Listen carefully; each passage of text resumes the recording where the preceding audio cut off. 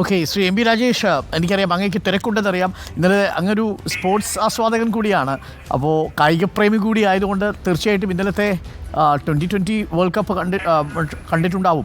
അങ്ങേക്ക് ഫുട്ബോളാണ് കൂടുതൽ പ്രിയമെന്ന് തോന്നുന്നു അല്ലേ? അല്ലല്ല, എല്ലാം പ്രിയമാണ്. ഫുട്ബോളും ക്രിക്കറ്റും എല്ലാം ഒരുപോലെ, ഹോക്കിയും വോളിബോളും എല്ലാം പ്രിയമാണ്. അത്ലറ്റിക്സും എല്ലാം ഉണ്ട്. ഇന്നലെ കണ്ടുവോ? മാച്ച് കണ്ടുവോ? ഇന്നലത്തെ മത്സരം കണ്ടു. ഇന്നലെ ഇന്ത്യയുടെ രണ്ടാം ഇന്നിങ്സ് 13ാമത്തെ ഓവർ അക്സർ പട്ടേലിന്റെ ഓവർ മുതലാണ് കാണാൻ പറ്റിയത്. മണ്ഡലത്തിൽ ഒരുപാട് പരിപാടികളായതുകൊണ്ട് ആ അക്സർ പട്ടേലിന്റെ ഓവർ തുടങ്ങുന്ന സമയത്ത് ഇന്ത്യക്ക് മേൽക്കൈയുണ്ടായിരുന്നു. ആ ഘട്ടത്തിൽ ഞാൻ വിചാരിച്ചത് ഇന്ത്യ ഈ മത്സരം വിജയിക്കുമെന്നാണ്. എന്നാൽ ഒറ്റ ഓവർ കളിയുടെ ഗതി അങ്ങ് തിരിച്ചു. 23 റൺസാണ് അദ്ദേഹത്തിന് വഴങ്ങേണ്ടി വന്നത്. അപ്പോൾ കളി കൈവിട്ടു പോയി എന്ന് ഏറെക്കുറെ ഉറപ്പിച്ചു. പക്ഷേ ഈ ജസ്പ്രീത് ബുംറ എന്ന് പറയുന്ന ഒരു ബൗളർ കൈവശമുള്ള ഏത് ക്യാപ്റ്റനും ഏത് സമയവും കളി സ്വന്തം വരുതിയിൽ കൊണ്ടുവരാൻ കഴിയുമെന്ന് ഇന്നലെ ബുംറ തെളിയിച്ചു.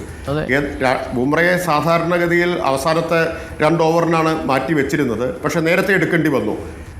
ഈ 2 കൂറ്റൻ സിക്സറുകൾ ക്ലാക്സൺ അടിച്ചപ്പോൾ നേരത്തെ ഇറക്കേണ്ടി വന്നു. ബ്രേക്ക് ത്രൂ നേടിക്കൊടുത്തു ഇന്ത്യക്ക്. കളി വീണ്ടും ഇന്ത്യയുടെ വരുതിയിലായി. അത് പൂർണ്ണമായത് 30 ബോളിൽ 30 റൺസ് എന്ന നിലയിലാണ് അവസാനത്തെ അവിടെ നിന്നാണ്.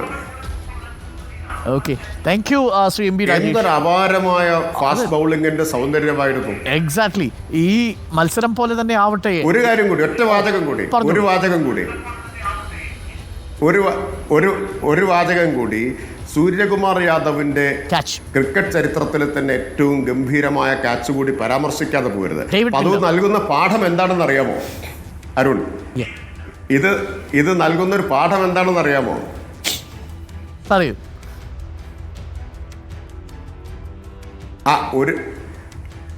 A battle lost is not a war lost എന്നാണ്. Yes, battle lost is not a war lost.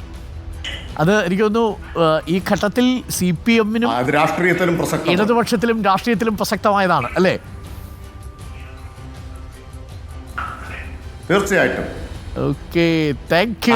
അതോടൊപ്പം പലരും മനസ്സിലാക്കേണ്ട കാര്യം, a battle won is not a war won too എന്നാണ്. Yes, thank you Shri M P Rajesh. That's a punch dialogue. ആ പഞ്ചിൽ നമുക്കിത് അവസാനിപ്പിക്കാം എന്ന് തോന്നുന്നു. Thank you Shri M P Rajesh.